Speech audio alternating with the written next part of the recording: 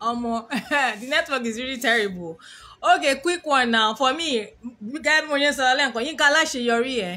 nígbà tí Tọ́pẹ́ Àlàbí fún Yínká Aláṣeyọrí ní free PR ni because personally èmi ò mọ orin yẹn tẹ́lẹ̀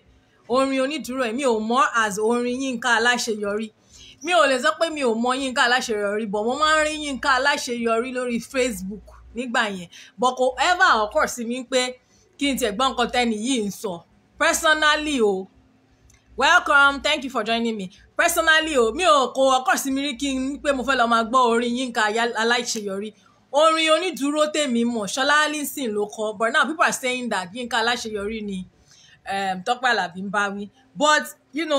quick one ṣá, nígbà tí mo wà ní school, way back, nígbà tá a wà ní university,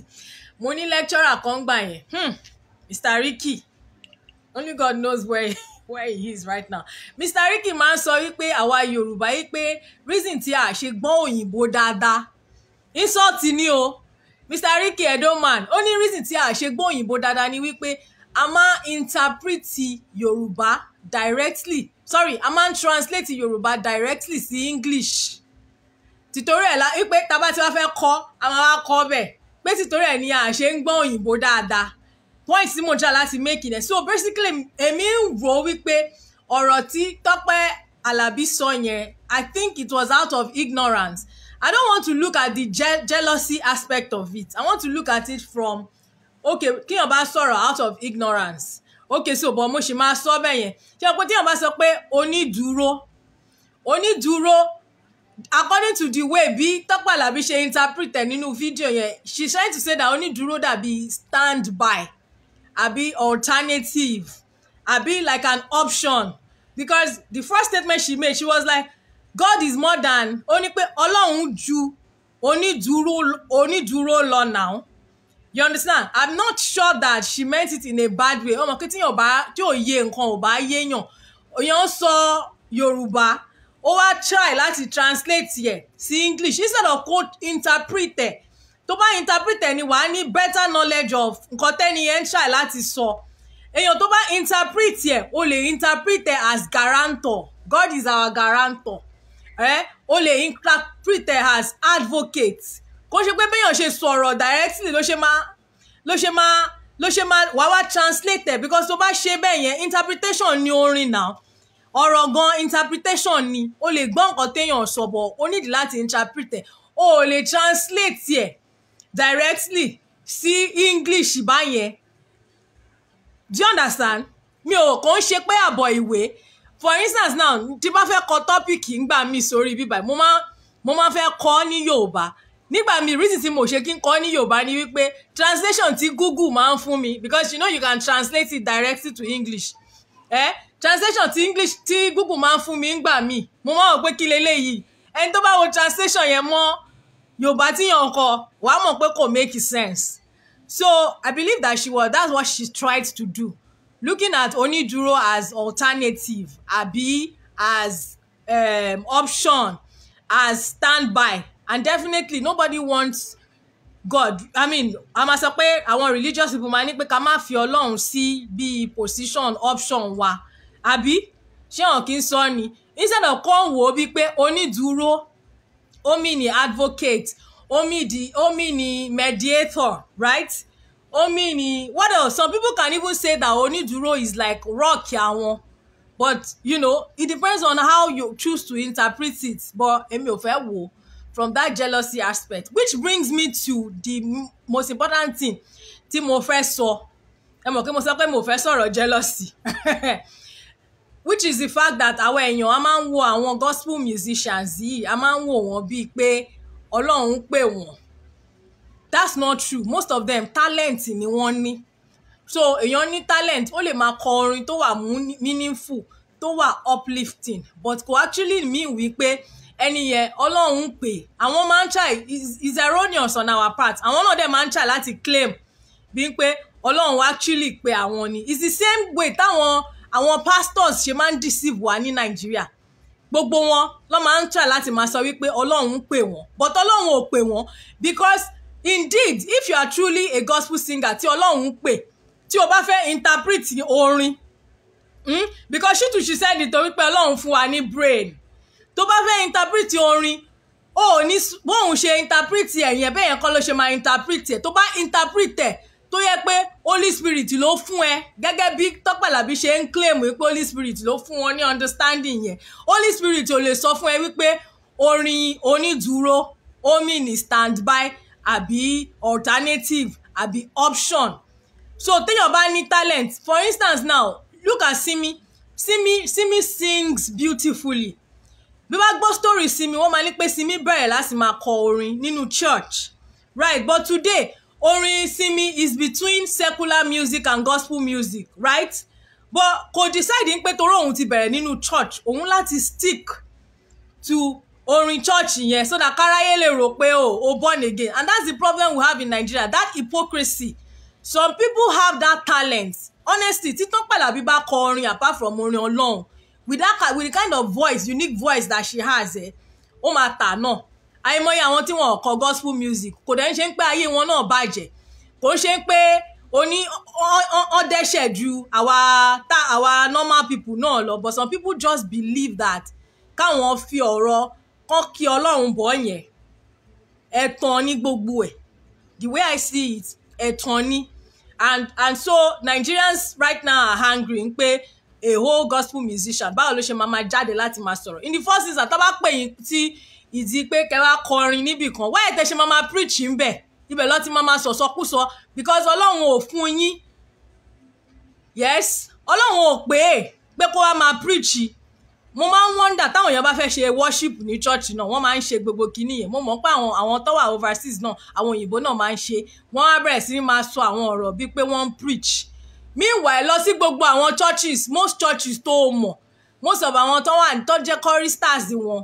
wọ́n máa ń bàjẹ́ bí ọwọ́ òsì ẹ má jẹ́ kí n tiẹ̀ máa give examples oríṣiríṣi àwọn tó máa ń kọrin tó yẹ pé ṣé láwọn white garment churches yẹn ni mo ti fẹ́ sọ ni àbí even gan some gospel churches gan tó yẹ pé àwọn ẹlòmíì wọ́n ń kọrin láti máa display ni láti máa fi wá ìwàkuwà ẹ má jẹ́ kí n tiẹ̀ sọ because I have several examples of people tó yẹ pé wọ́n ní talent orin yẹn but kan míì ni wọ́n fi ń ṣe Tọ́pẹ́ Àlàbí should know that kò sí ẹnìkan láyé yìí tó yẹ pé ó máa wà forever at a point àwọn ẹlòmíì máa take over from you èmi sì like orin Tọ́pẹ́ Àlàbí o because some of you are saying no mi tẹ̀ ní gbọ́ kinní kan mọ́ orin kan ní máa èmi sì like orin Tọ́pẹ́ Àlàbí because naturally I don't think that I like her for her I like her because orin tó ń kọ yẹn ó máa ń minister sí soul ti tèmi I don't know about you guys ó máa ń minister sí soul mi I don't see it as pé okay bóyá it's just the flesh in her you know wọn gbogbo wọn kọrin láti ẹ̀mí bóyá time tó dẹ̀ ń sọ̀rọ̀ yẹn bóyá Holy Spirit ó jáde lára wọn ni because tí Holy Spirit bá wà lára ẹ̀ you would know that you are not supposed to criticize someone else's song and for me I do not even see it as pé ó ń criticize orin olórin mo ń rí bí ìgbà tí ẹ pé kíyàn máa bú Ọlọ́run kò máa ṣe pé Ọlọ́run ò kì í ṣonídùúró tiẹ̀ because you do not have the right interpretation fún orin fún nǹkan tó ọ̀rọ̀ yẹn even tó bá tiẹ̀ ń ṣe orin yẹn fún that statement onídùúró saying that Ọlọ́run ò kì í ṣe onídùúró ẹ̀ like God is not my advocate God does not mediate for me God is because that's what it means but she does not understand àìpé tíyàn bá bí mo ṣe wà yìí gan tí mo ṣe ń ṣe show kékèké tí mo ń ṣe tí ayé ò tí ì mọ̀ mí kí tó jáde láti wá sọ̀rọ̀ ó ní àwọn èèyàn tí mo máa ń bá sọ̀rọ̀ ńgbà mi tí máa bèrè lọ́wọ́ pé à ń kọ́ báyìí o ṣe báwo lẹ ṣe rò ó sí báwo because o lè fẹ́ sọ nǹkan míì ọ̀nà máa yẹ kíyàn sì sọ a lè bọ́ sórí bíbà yìí sí kó yẹ pé rádaràda ni gbogbo ọ̀rọ̀ tá à ń sọ àwọn èèyàn kọ́ máa sọ pé òun sọ rádaràda definitely kò ṣe pé torí àwọn èèyàn sọ pé rádaràda ló ń sọ but basically I'm just saying that before people come out in public to say certain things ó jẹ́ kí wọ́n máa ní àwọn tí wọ́n máa ń fi ọ̀rọ̀ lọ and kò dẹ̀ ń ṣe Tọ́pẹ́ Àlàbí with a lot of scandals tó jẹ́ pé àwọn èèyàn máa ń gbójú lọ́rọ̀ wọn because people love her so much now people are beginning to see it as if pé àgbàlagbà tí ò fẹ́ kí àwọn ọmọdé ẹ̀yìn kí àwọn dàgbà it's unfortunate because I don't know what her intention was before kan tó jáde láti wá sọ ọ̀rọ̀ yẹn but you know, giving her the benefit of doubt, èmi kàn ń wò wípé ignorance ni ọ̀rọ̀ yẹn, because tó bá interpret onídùúró as alternative or standby, you may say that is actually a wrong thing to say. Let me see. I love Tope Alabi's song. Abiodun Daniel says, I love Tope Alabi's song. That doesn't mean I should not be honest with my conscience. Yes, Tope Alabi that converted Awilo to gospel song. That one are from there. In fact, there was a song where there was a particular song to call that she was talking about Yahoo. In pé although àwọn ẹlòmíì interpret ẹ̀ bí pé ó ń support Yahoo ni o, but I don't think that's what she meant. But you know what? Àgàgà wa Yorùbá kíní yẹn ti ẹ̀pọ̀n mọ́ wa. Tẹ́ bá lọ sáwọn churches míì náà, àwọn ọ̀rọ̀ tó yẹ pé nínú ayé ni wọ́n ti ń sọ, wọ́n wá mú wá sínú church, wọ́n á máa fi sínú orin torí pé ẹ fẹ́ popular, torí pé ẹ fẹ́ ṣe kíni. Tope Alabi kọrin, ó sọ pé òun wà drunk in Jesus. You know, these are words tó jẹ́ pé àwọn ọ̀rọ̀ tó yẹ pé ọ̀rọ̀ inú ayé ni normally. Bóyá version of Christianity tèmi dẹ̀ ti bóyá ó ti wà too extreme ni o. But normally àwọn nǹkan kan wà tó yẹ pé mi ò believe pé ó yẹ ká máa mix mọ́ gospel yẹn. Tó bá ti wà lọ́nà yẹn, stay on that path instead of pé òun stray, òun lọ báyìí. And these people, remember that apart from pé bóyá wọ́n máa ń claim Holy Spirit ń pè wọ́n, tí àwọn gan bá fẹ́ jáde lọ minister, ṣebí anybody tó bá lè sanwó wọn ni. Bó ṣe wà yẹn wọ́n mọ̀ pé èèyàn kan fake pastor ni, torí tó bá ìwọ tó bá sọ pé Ọlọ́run pè ẹ́, kò ń ṣe gbogbo ibi tí wọ́n bá ti pè ẹ́ pé kó wá máa minister gan ló yẹ kó máa lọ. Àwọn ẹlòmíì wà fake pastors ni wọ́n, tó bá ti lè sanwó wọn, wọ́n máa wá, wọ́n máa pè wọ́n síbẹ̀, wọ́n máa lọ síbẹ̀. Ẹ jẹ́ n try láti ka gbogbo kíní yẹn. Good morning, Mr. Aunty Tope loves beer. Bimbo, èmi ò mọ̀. Tope Alabi don't have any right to condemn someone's song at all. Holy Spirit speak. Now. Hey, look at them. One I won't like Tope Alabi at all. But she dey bully that innocent girl. Oh my God. For that statement, she must pay for it. Emmanuel, how do you want her to pay? Oh, happy to join your program. Thank you, Mr. Dada. Thank you. Ọtí Jésù ń pa mí. That song, Ọtí Jésù ń pa mí. Tell me about my interpret orin Ọtí Jésù ń pa mí yẹn. Jen, whoa, there's even one. There's another one I saw on. Oh my God. Mi ò wá. There's another one gan Ọtí Jésù ń pa mí. Ṣé yẹn ṣe bákan? Mo rí kan náà tó yẹ ti ń jó ijó àrà kan. Lẹ́ǹkan yẹn. You know, people can only interpret nǹkan tí yàn ń sọ in different ways. You cannot just open your mouth in public. Ẹ wá bẹ̀rẹ̀ sí ní máa sọ̀rọ̀, especially ẹ̀yin tẹ́ bá ti fi ra yín sí position òjíṣẹ́ Ọlọ́run.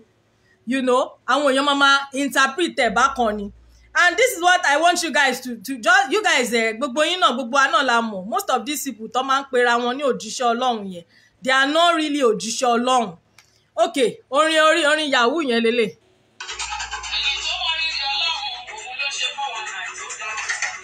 Did you hear that part? Ó ní ẹni tó mọ rírì Ọlọ́run, òun ló ń ṣe 419 tó wait o. Ẹni tó mọ rírì Ọlọ́run, òun ló ṣe 419 tó dá. Ẹni tó mọ Ọlọ́run yìí, àwọn gbogbo ní 419 tó dá. Sori, tó bá fẹ́ ṣe Yahoo tó dá, ṣáma yìí lọ́hùn lóko. Bó ṣe ṣe Yahoo yìí bẹ́ẹ̀ lórí àmà rẹ̀. Àlékún. Imagine somebody báwo lèèyàn ṣe fẹ́ interpret orin pé ẹni tó lọ mọ Ọlọ́run dáadáa gan òun ló máa ń ṣe 419 tó dáa. Tó bá fẹ́ ṣe Yahoo tó ṣe kinní kan,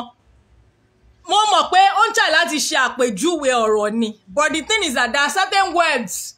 that you shouldn't bring into the gospel. These people need to stop. Àwọn church mi wà wọ́n máa ń play orin Wàsíù ń bẹ̀. I don't know, there are some, because ordinarily this particular song èmi ò ń gbọ́. Orin Tope Alabi tèmi máa ń gbọ́ àwọn orin tó bá ní jẹ́ ìjìnlẹ̀ Yorùbá ni. I cannot be listening to orin pé ẹni kinní kan tó ṣe kinní kan ní Yahoo. Kí ni correlation between Yahoo 419 àti ọ̀rọ̀ Ọlọ́run tẹ́ ẹ ṣe fi ṣàpèjúwe? Mo mọ̀ pé wọ́n mean in a good way o.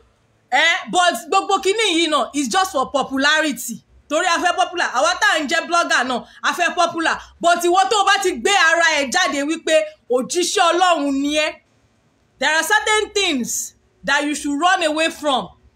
tí wọ́n bá pè ẹ́ gan sí àwọn òde kan wà tí wọ́n máa pè ẹ́ sí tó yẹ pé torí pé o jẹ́ òjíṣẹ́ Ọlọ́run yẹn mọ̀ wípé wọn ò gbọ́dọ̀ rí ẹ́ ń bẹ̀ ò ní lọ àwọn gangan fúnra wọn tí wọ́n ń kọrin Ọlọ́run tọ́nà wọn ń kọrin Ọlọ́run wọn ní discerning spirit láti sọ wípé àwọn èèyàn báyìí ló jẹ́ kí n tẹ̀lé àwọn eléyìí ò kò yẹ kí n tẹ̀lé wọn so for you to now come out láti wá máa condemn nǹkan tí ẹlòmíì ṣe and mo dẹ̀ gbọ́ wípé Tọ́pẹ́ Àlàbí kò ń ṣe first time tí wọ́n máa ṣe lélẹ̀ but basically Nigerians have been ignoring it because people you know when people love you tí wọ́n bá ti fẹ́ràn èèyàn gan àwọn èèyàn máa fi ojú fo àṣìṣe ẹni but a time will come tó yẹ pé no ṣọmọ èèyàn kan mò ń gbọ́ interpretation èèyàn kan ó ní pé àwọn kan wà ògo wọn star ni there is only one star tó kárí gbogbo ayé àwọn kan wà ògo wọn moon ni ó dẹ̀ mọ̀ pé moon pọ̀ rẹpẹtẹ tí moon bí moon ṣe wà yẹn kò lè borí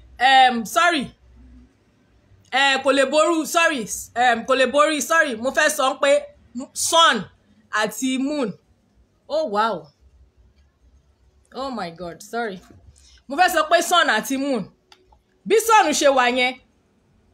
òun ló máa borí moon no matter bí moon yẹn ṣe pọ̀ sí ní ayé yìí but tó bá ti ń ṣe táwọn èèyàn bá ti ń fi ẹ́ sílẹ̀ kò ń ṣe pé kó máa continue láti máa ṣe this same Tọ́pẹ́ Àlàbí do you know the number of scandals tí Tọ́pẹ́ Àlàbí ti ní tí àwọn èèyàn ò jáde sí ṣé lórí ọ̀rọ̀ ọmọ wọn ni àbí lórí ọ̀rọ̀ bàbá Àjànàkú you know so many things by the time tí àwọn bá wá ń ṣe àwọn nǹkan báyìí some people will now go deep into our history wọ́n wá bẹ̀rẹ̀ sí ní máa sọ pé ṣùgbọ́n ẹ̀yin ṣe nǹkan báyìí ẹ̀yin ṣe nǹkan báyìí àwọn ọ̀rọ̀ tí kò gbé ògo Ọlọ́run ga you just stand there Tọ́pẹ́ Àlàbí did not condemn orin Aláṣeyọrí I feel like she condemned God by saying that Ọlọ́run ò kì í ṣe onídùúró mi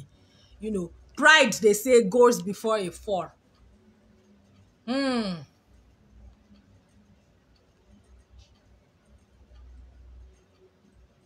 Yes, so my dear, now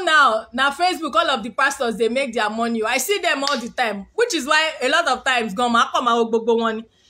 Àtò àwọn onísọjí orí afẹ́fẹ́. Good morning, I love you, Foluke. She don't need all that. She says God is not our own guarantor. Can you imagine? It's a very huge statement. That's why I feel like kò ń ṣe Yínká Aláṣeyọrí ló ń bá mi. Bó dẹ̀ jẹ́ Tọ́pẹ́ Àlísìn.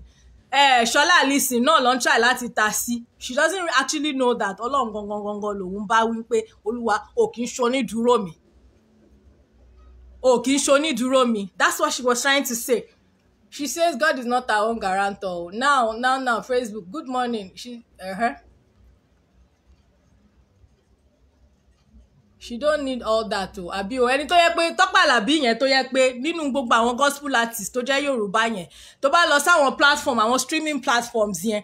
orin ẹ̀ ni wọ́n sì stream jù ṣé láti Audiomack la fẹ́ sọ ni àbí tó bá lọ sí Boomplay go to most of these streaming platforms orin ẹ̀ ni wọ́n sì stream jù so to be honest that's why Timaye wò pé jealous ta ni because she doesn't need it right now she's still there it's just that kò sẹ́ni tó máa ń jẹ́ star forever at a point new people máa dìde tí ìwọ àgbàlagbà gan tí ò bá fẹ́ kúrò fún àwọn new people yẹn wọ́n máa gbá ẹ dànù ni and pàtì ẹ̀rẹ́ níbi tó máa ti máa fẹ́nu kọ because people have said that Tọ́pẹ́ Àlàbí ti condemn orin oríṣiríṣi èèyàn in the past like orin Bùsọ́lá Ọ̀kẹ́ you know look at most of these people tó máa ń kọrin gan àwọn gangan fúnra wọn sí nínú ẹ̀mí àtàwọn Láre Tẹríba and co with 100 baby mamas but some people actually see them as àwọn mentor wọn táwọn máa follow a máa follow ẹ lẹ́ni a máa follow ẹ ọ̀rọ̀ bóyá ẹ̀mí Ọlọ́run gbé nínú wọn but most of them ẹ̀mí Ọlọ́run ó ti jìnnà sí wọn tipẹ́tipẹ́ talent yàtọ̀ sí ẹ̀mí talent yàtọ̀ sí ìpè lánàá mo ṣì ń wo statistics kan tí mo rí lórí the cable entry tí wọ́n sọ wípé wọ́n ìgbà tí wọ́n measure ẹ̀mí ò mọ bó ṣe measure ẹ̀bọ̀ káwọn tó máa ń ṣe study wọ́n ní pé 95% of Nigerians ló máa ń pray daily nígbà tí wọ́n measure ẹ̀ China 5% péré ni yet Nigeria ò tí ì dá. People will be there streaming music, gospel music, wọ́n rò bóyá wọ́n listening to àwọn èèyàn gidi, wọ́n rò bóyá wọ́n preach ògo Ọlọ́run fún wọn, ṣùgbọ́n àwọn gangan fúnra wọn ìwà wọn ò mọ́ sí anybody. It is well o, wọ́n ní ká má máa condemn. But for me ṣá, PR ni fún Yínká Aláṣeyọrí because me I did not even know her. Nísìnyí mo ti lọ download orin tí mo fẹ́ máa gbọ́. All right guys, see you later. I'm off.